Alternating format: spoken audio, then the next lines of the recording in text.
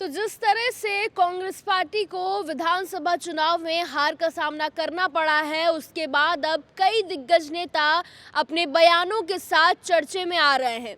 तो अब बयान सामने आया है खरगे का कि उन्होंने कहा कि अब हम आगे जो लोकसभा चुनाव होगा उस पर फोकस करेंगे।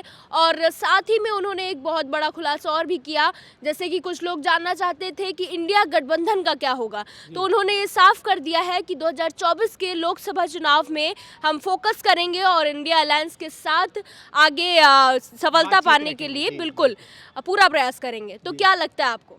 इंडिया गठबंधन की अगर बात की जाए तो इंडिया गठबंधन इसी बेस पे बना था कि सभी पार्टियां मिलकर के बीजेपी को हराना है।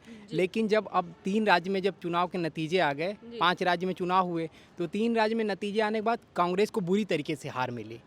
ये हो रहा था कि कांग्रेस एक तरह से जीतेगी 2-3 राज्य, लेकिन कांग्रेस जीत नहीं पाई। अब क्या हुआ कि जैसे ही हारे तो जो छोटे छोटे दल थे, जैसे अखिलेश यादव समाजवादी पार्टी के, उन्होंने कहा कि पहले हमारी बात हुई थी कि 6-7 सीट पे बात आप पे सहमति जताई जा रही है, लेकिन जैसे ही इलेक्शन नज़दीक आया इस पे कोई बात ही नहीं की गई। अगर हमारे साथ ये थोड़े जुड़े होते तो इनको कुछ सीटें निकल सकती थी, इतनी बुरी हार नहीं मिलती।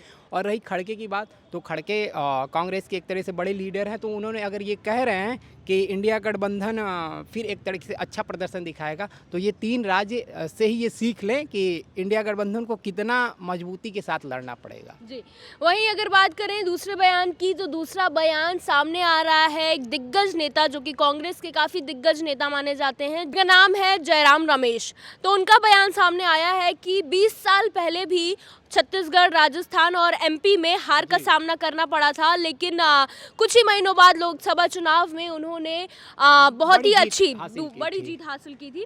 तो उस पर आप क्या कहना चाहेंगे कि क्या इस बार भी कुछ ऐसा हो सकता है? देख लीजिए कि ये क्या लॉजिक है। 20 साल पहले की स्थिति क्या थी, आज की स्थिति क्या है, ये सभी लोग जान रहे हैं। 20 साल पहले कांग्रेस, चलिए 20 साल क्या, वो तो 75 साल से राज किए, लेकिन अब चीज़ें बदली हैं। 14 के बाद से किस तरह की पॉलिटिक्स की जा रही है, तो अभी जीत जाते तो ये मुद्दा नहीं उठता है, लेकिन अब हारे हैं तो 20 साल पहले ये। लेकिन ये 3 राज्य, ये कहा जा रहा था कि ये मैं आपसे पूछना सेमीफाइनल है, तो यही से सीख ले कि 24 में यही कहा जा रहा है कि और मुश्किल है, 20 साल पहले ना जाए, और मुश्किल है ये 24 का चुनाव बीजेपी। मतलब जो इनका ये बयान सामने आया है कि 20 साल पहले जो जीत हासिल हुई थी उसी तरीके से इस बार कमबैक होगा, तो क्या लगता है आपको कि ऐसा हो सकेगा? हमको तो नहीं लग रहा है। हमको क्या, सभी लगभग किसी से आप पूछ लीजिए, देखिए नहीं है, मुश्किल है, बहुत मुश्किल है। ये कहा जा रहा था कि ये सत्ता का सेमीफाइनल है, अगर इसको ये कांग्रेस जीत लेती है 2-3 राज्य में, तो 24 का तब थोड़े इसके लिए आसान होगा, बीजेपी के लिए मुश्किल होगा।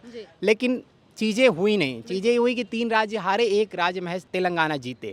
तो अगर वही बात करें, जैसे हार की बात हम लोग कर रहे हैं, तो जिस बुरी तरीके से हार का सामना इन्हें करना पड़ा, तो क्या अब बातें ऐसी भी उठ रही हैं कि जो मुख्य चेहरा है वो राहुल गांधी है, तो क्या लगता है उसमें कुछ बदलाव चाहिए कांग्रेस? बिल्कुल, आपने बहुत सही क्वेश्चन किया। कल हम लोग इसी टॉपिक पे चर्चा किए थे कि राहुल गांधी को फ्रंट पे ना लगा के कि प्रियंका गांधी को फ्रंट पे लेके आए। तो प्रियंका गांधी उतनी मतलब राहुल गांधी की अपेक्षा प्रियंका गांधी को अभी थोड़ा सही माना जा रहा है। उनकी छवि में दिखता है कि वो जैसे इंदिरा गांधी वाली छवि आती है। बिल्कुल इंदिरा गांधी वाली छवि दिखती है, और कांग्रेस लगातार राहुल गांधी को फ्रंट पे ला करके हर एक चुनाव हारती रहे। 14 देख लीजिए, 19 देख लीजिए, फिर 3 राज्य देख लीजिए, अब 24 में अगर इनको ही मुख्य धारा पे रखते हैं तो फिर कांग्रेस के लिए दिक्कत है। भारत जोड़ो यात्रा से ये एक कहा जा रहा था कि इनकी एक अच्छी छवि बन रही है, जो पिछले थी उससे थोड़ी सी अच्छा बनी है। लेकिन अब ये 3 राज्य से ये साफ हुआ है कि अभी उतना इनका दबदबा नहीं है कि ये, तो अगर मतलब कांग्रेस के लिए काफी अच्छा साबित होगा अगर प्रियंका गांधी को आगे लेके आए, तो कुछ चीजें सकारात्मक हो सकती हैं, प्लस पॉइंट में जा सकते हैं ये लोग। बिल्कुल। तो अब ये देखना दिलचस्प होगा कि कांग्रेस की रणनीतियां क्या होंगी 2024 के लिए, क्योंकि ये काफी अहम जीत होगी इनके लिए।